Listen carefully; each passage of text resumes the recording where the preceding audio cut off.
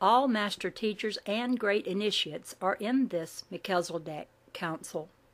It is an eternal priesthood, but it is not after any man-made organization. This eternal priesthood is after the order of Melchizedek, which is birthless, ageless, and deathless. Any soul that was part of this earth plane and its experiences, and which reached this highest plane of consciousness called the Melchizedek order, has reached it through a dedicated life of unselfish service to God during many incarnations, asking no praise, power, or recognition, but having the inner awareness of the all-pervading, immutable principles of pure being. The Christ consciousness, the God mind, is self-realized and established. That soul, while on earth, ruled his or her life from the place of the Most High in righteousness. The conscious and subconscious activities were geared to peace, love, and wisdom. That soul let the superconscious mind or divine mind flow unobstructed in completeness.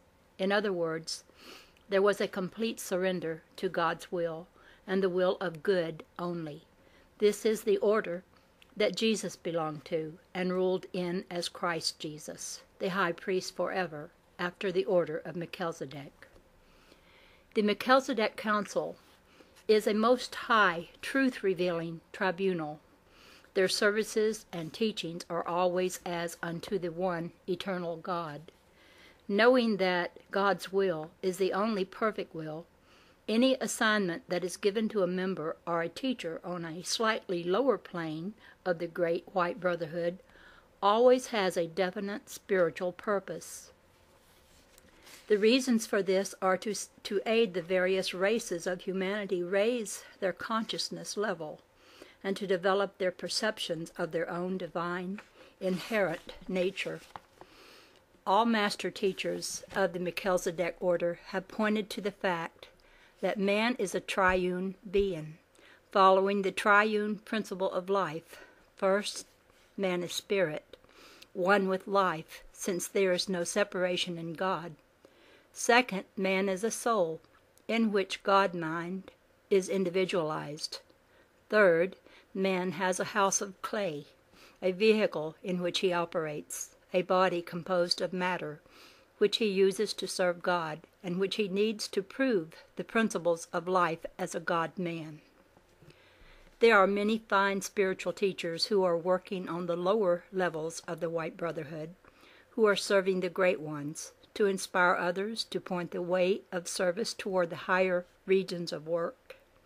Members of the Brotherhood who were on the earth plane and who now serve on the upper levels of authority know the immutable laws of the universe. They too have passed every test in life, having paid all indebtedness of karma of their previous unregenerated lives.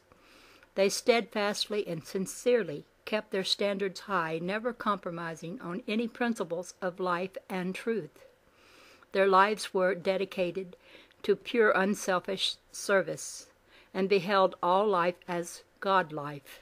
It is thus they kept the whiteness of their soul, and qualified to be admitted to the higher levels or order of the ancient mystical White Brotherhood.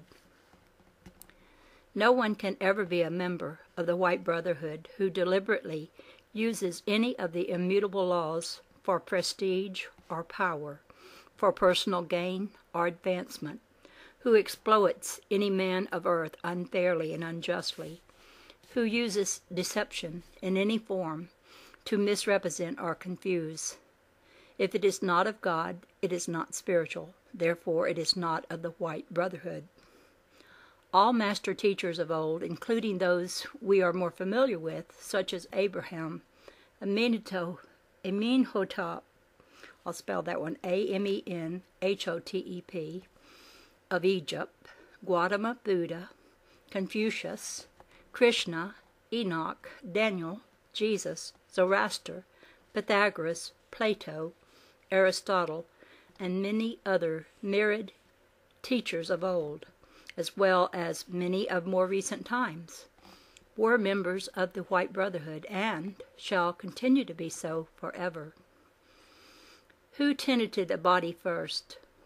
What was it that tenanted a body of these wonderful teachers?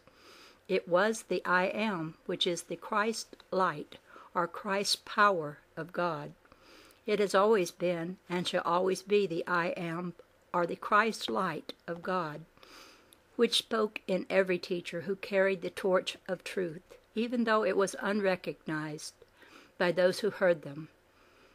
It shall continue to ever be that I Am, the Christ light of God, speaking in all teachers of the living God, yesterday, today, and in the future.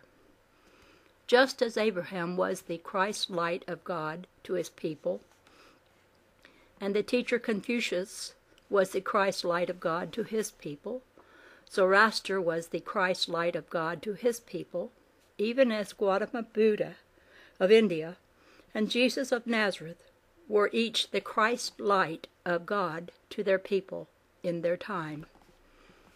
The presiding elders of the White Brotherhood are the Master Jesus and the beloved Gautama Buddha.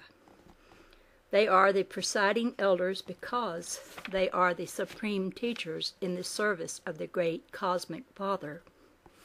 There is but one man, God-man.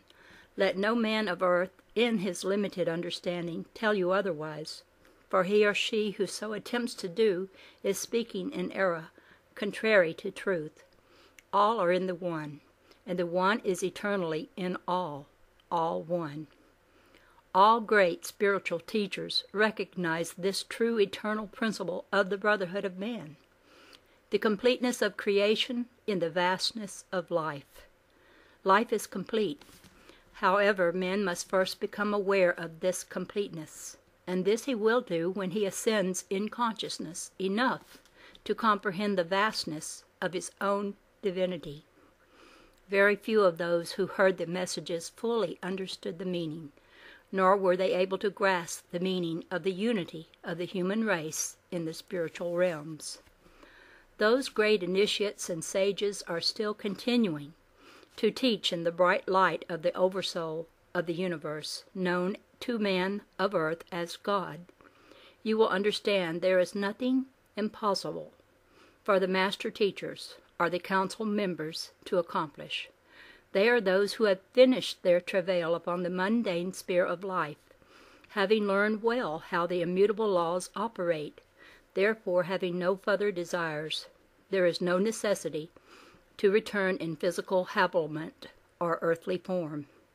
This is because they are now in a field of activity where they are of far greater service in the Father's realm and can reach more people through the vibratory power of love and the constructive energy forces of their goodwill in spiritual guidance. There are many subordinate teachers on the lower planes or regions of the Great White Brotherhood. These teachers are not to be confused with those of Melchizedek realm. These subordinate teachers are not immediately affiliated with the inner council of the Melchizedek realm, but receive their instructions from the outer council. They are not to be held in lesser regard. This is to be understood and respected very clearly. They are to be regarded in their full spiritual importance as they receive their instructions for their assigned duties from those of the outer council, who have in turn received their information from the inner council. These subordinate teachers are entirely devoted to reaching others in love, and are to be looked upon as those in the earthly schools, teachers teaching babes in their various degrees of unfoldment in the matter of the inner life of the soul. All mankind must be reached in love. All are loved of God and are equals in spiritual inheritance. All must be awakened to the immutable laws that govern them. There lies the work for the laborers of the field, so that all may claim their eternal inheritance, when they have merited it through acceptance and cooperation.